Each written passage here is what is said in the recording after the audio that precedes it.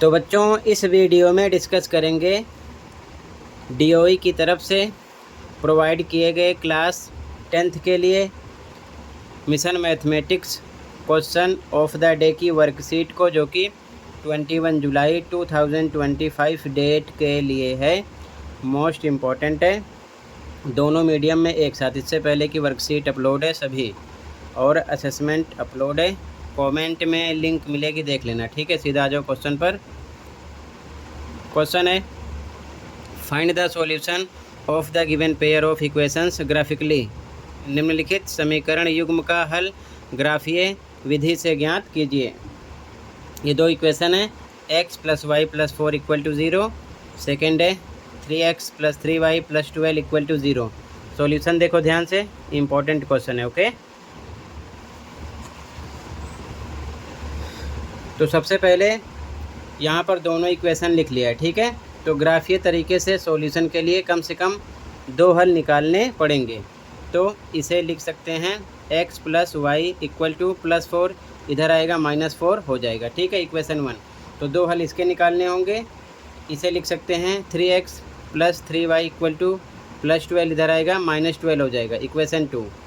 दो हल इसके कम से कम निकालने पड़ेंगे। आप चाहो तो 3-4 भी निकाल सकते हो। ठीक है, तो ध्यान से देखो। सबसे पहले x पर 0 रखते हैं।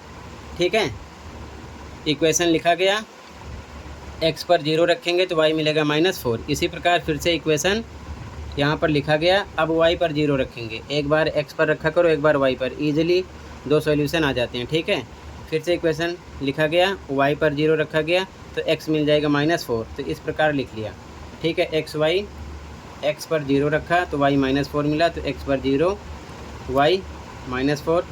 सेकेंड टाइम y पर 0 रखा तो x -4 आया, -4। ठीक है, इसी प्रकार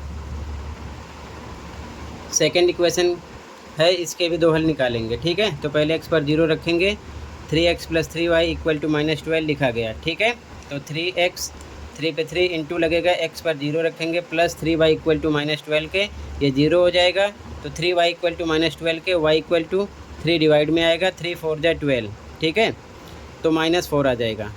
ठीक है, y आ गया। फिर से सेकेंड टाइम y = 0 रखेंगे, इक्वेशन सेम लिखा गया, 3x सेम है, 3 इंटू वाई पर रखेंगे 0 = -12 के, ये 0 हो जाएगा, 3x = -12 बचेगा, x = -12/3 डिवाइड करोगे, 3 4 = 12, -4 आ जाएगा। ठीक है, तो यहाँ पर भी इस प्रकार बॉक्स बना लिया।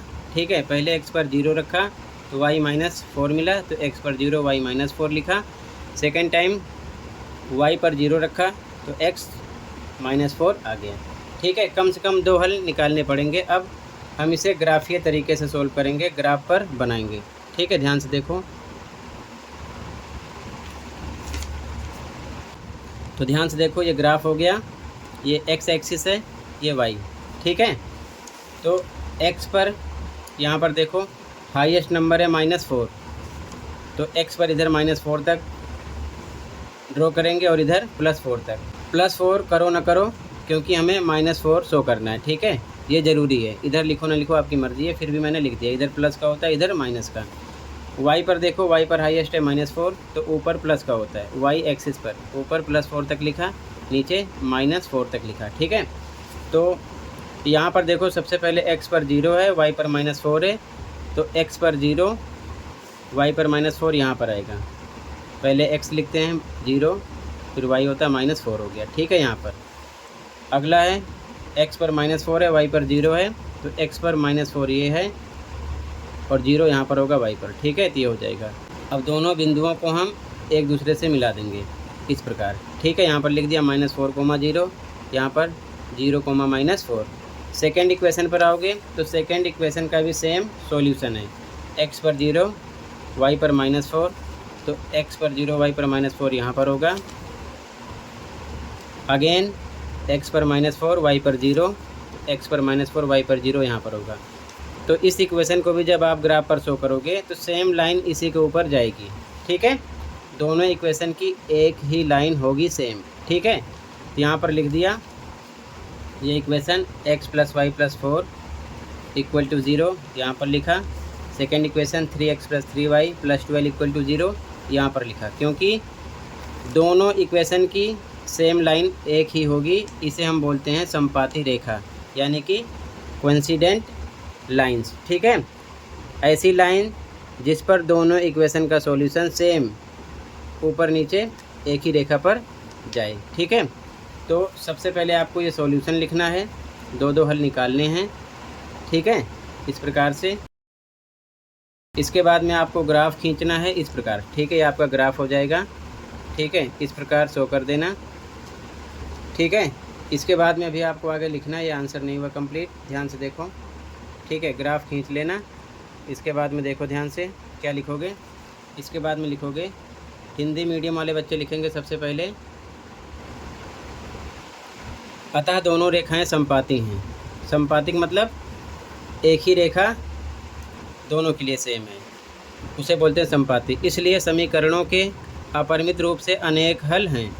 ठीक है, ये आपको लिखना है हिंदी में। ऐसी कंडीशन में अनेक हल निकलते हैं। ठीक है, इंग्लिश मीडियम वाले बच्चे लिखेंगे, since the two lines are coincident so the equations have infinitely many solutions. ठीक है, ये लिखना है आंसर में। क्लियर है, तो ऐसी कंडीशन में मैनी सॉल्यूशन निकलते हैं।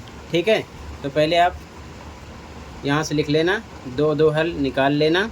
उसके बाद में ये ग्राफ आपको बनाना है। ठीक है, ये ग्राफ बना देना। उसके बाद में ध्यान रखना, आपको लास्ट में आंसर ये लिखना है। हिंदी मीडियम वाले हिंदी में लिखेंगे, इंग्लिश मीडियम वाले इंग्लिश में। इसी के साथ ये वर्कशीट कंप्लीट है। कहीं पर कोई डाउट है कमेंट कर सकते हो। मिलते हैं अगली वीडियो में। Thank you for watching and take care. Okay.